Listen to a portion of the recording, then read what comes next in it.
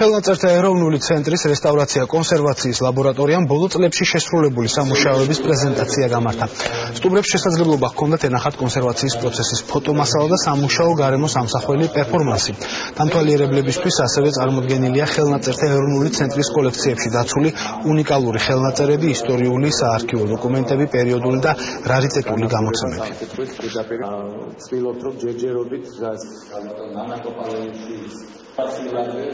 წლების განმავლობაში მიმდინარეობდა რესტავრაცია ძალიან მნიშვნელოვანი ხელნაწერების და დღეს გადავწყვიტეთ, რომ დაახლოებით ბოლო 7-8 წლის შედეგების ერთი ნაწილი გამოგვეფინა და გაგვეცნო საზოგადოებისთვის, რა ჩატარდა ამ ბოლო წლებში. წარმოდგენილ ნიმუშთა შორის არის როგორც ქართული ხელნაწერები, ისე ჯორნალისტური წიგნები, ისტორიული დოკუმენტები, საარქივო მასალა, ეს მასალები შესრულებულია როგორც ახალზე, ისე ეკრანზე.